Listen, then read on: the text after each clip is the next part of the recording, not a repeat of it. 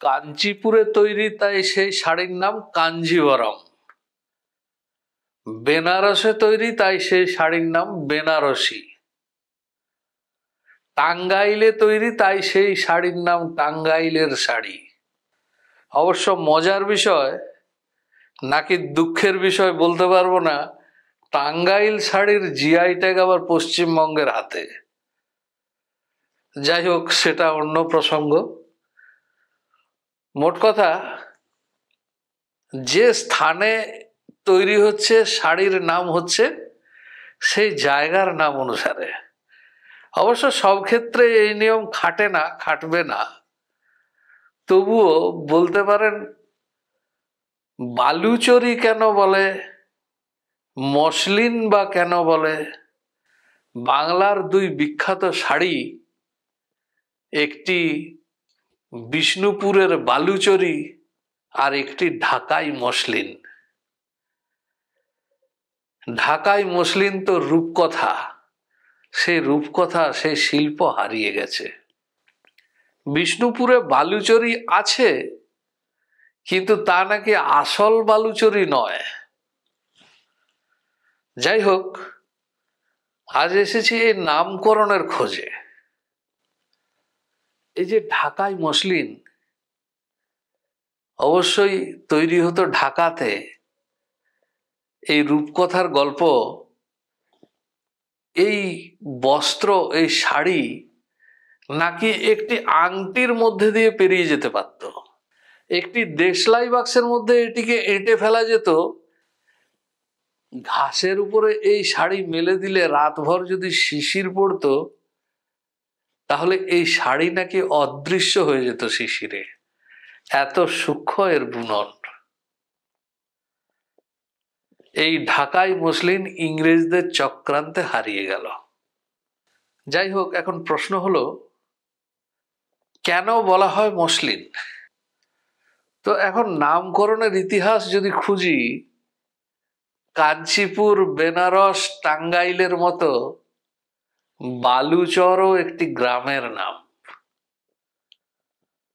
বোঝাই যাচ্ছে নাম শুনে এটি একটি নদীর চর।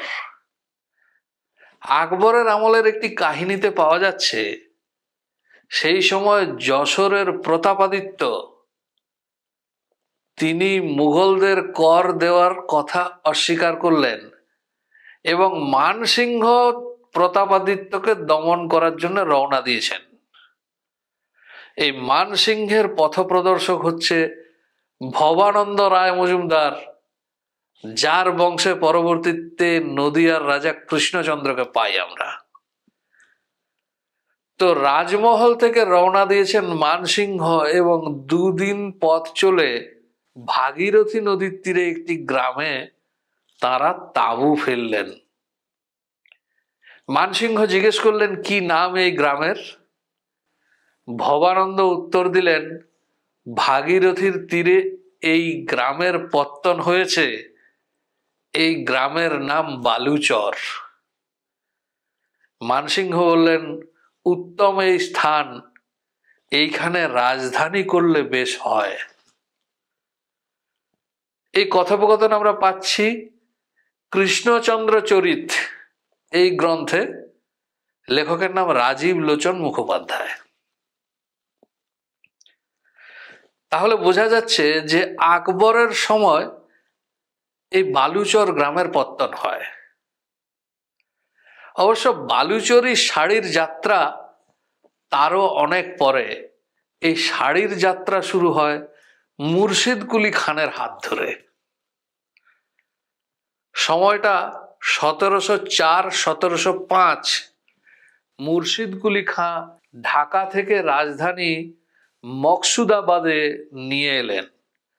মকসুদাবাদ মানে নাম পরবর্তীতে পরিবর্তিত হয়ে মুর্শিদ কুলি খানের নিজের নামে হয়েছে মুর্শিদাবাদ। তো তিনি রাজধানী স্থানান্তর করলেন এবং সঙ্গে নিয়ে এলেন ঢাকার বেশ কিছু বিখ্যাত তন্তুবায়দের। তাদের বসালেন ওই বালুচর গ্রামে।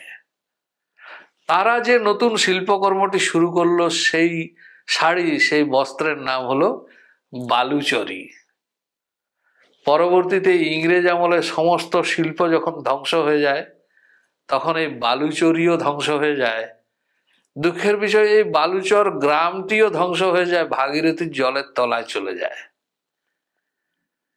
এই বালুচরি শিল্পীদের বংশের কয়েকজন বাঁকুড়ায় মল্ল রাজার অধীন বিষ্ণুপুরে আশ্রয় গ্রহণ করেন, কিন্তু ওই বালুচরি শাড়ি সেই শিল্পটি হারিয়ে যায়।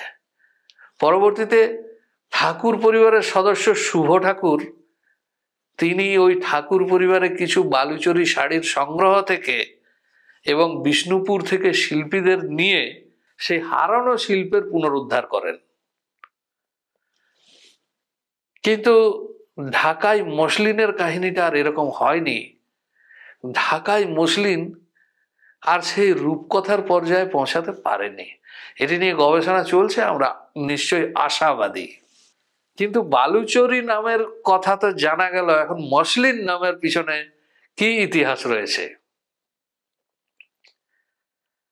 1498 খ্রিস্টাব্দে ভাস্কো ডা গামা ভারতে আসার পথ আবিষ্কার করে, আর আমাদের দুর্ভাগ্যের দিন শুরু হয় সেই দিক থেকে। সেই ভাস্কো ডা গামা তিনিও এক ভয়ঙ্কর জলদস্যু ছিলেন এবং তার সঙ্গে আসে বোম্বেটে বাহিনীরা। বোম্বেটে মানে জাহাজ থেকে যারা বোমা ছুড়ত তাদের বলা হতো বোম্বেটে। বম্বার্ডিয়ার এই শব্দ থেকে বোম্বেটে শব্দের উৎপত্তি। এই বোম্বেটেদের সঙ্গে চট্টগ্রাম আরাকানের মগ নামক পাহাড়ি জনজাতি, তারা মিলে বাংলায় ব্যাপক লুটতরাজ চালু করে। সেই সময়টির নাম ইতিহাসে মগের মুলুক হিসাবে পরিচিত। এই মগের মুলুক, এই সময় বাংলার সমস্ত রপ্তানি বন্ধ হয়। সেই সময় বিখ্যাত বন্দর ছিল সপ্তগ্রাম, যে সপ্তগ্রাম থেকে ওই ঢাকায় মসলিন কাপড় রপ্তানি হতো তুরস্কে। তুরস্কের খলিফা এবং অন্যান্য সেই খলিফার পরিবারের লোকেদের বিরাট কদরের জিনিস ছিল এই ঢাকাই মসলিন। অবশ্য তখন এর নাম মসলিন ছিল না। এই বোম্বেটেদের উৎপাতে রপ্তানি হয়ে গেল বন্ধ, রপ্তানি হয়ে গেল কঠিন। ফলে এই শিল্প প্রচন্ড রকম ধাক্কা খেয়েছিল। কিন্তু তুরস্কের যারা শৌখিন লোক, তারা একটা উপায় বের করলো। তাদের তো চাই সেই মসলিন।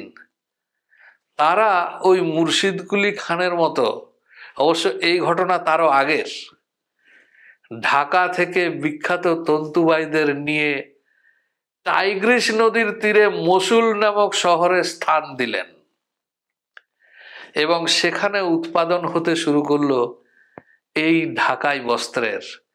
এবং মসুল শহরের নামে এই বস্ত্রের নাম হয় মসলিন। পরে এই মগের মুলুকের অবসান হলে আবার দিন ফিরলে ঢাকাতে এর উৎপাদন শুরু হয়, কিন্তু ওই মসলিন নামটা থেকে যায়। অবশ্য অনেকের মতে এই কাপড় খুব মসৃণ ছিল বলে ওই মসৃণ শব্দটি ভুল উচ্চারণে মসলিন হয়েছে, এমন কথা অনেকে বলে থাকে। তো যাই হোক, এই হলো বালুচরি আর মসলিন নামের ইতিহাস। এখন হয়তো ভাবছেন জামদানি নামটা কেন? জামদান নামে অবশ্য কোনো গ্রাম শহর নেই। জামদানি শব্দটি এসেছে, জাম মানে হচ্ছে মদ, শরাব। শরাবের পাত্রকে বলা হয় জামদানি। পারস্যের যারা সাকি, যারা যে সমস্ত মহিলারা অতিথিদের মদ পরিবেশন করতেন, সেই সাকিদের যে পোশাক, সেই পোশাকের নকশার নকল করে তৈরি হয়েছিল এই পোশাক, যার জন্য নাম হয়েছিল জামদানি। ভালো থাকবেন, দেখা হবে পরের ভিডিওতে। নমস্কার।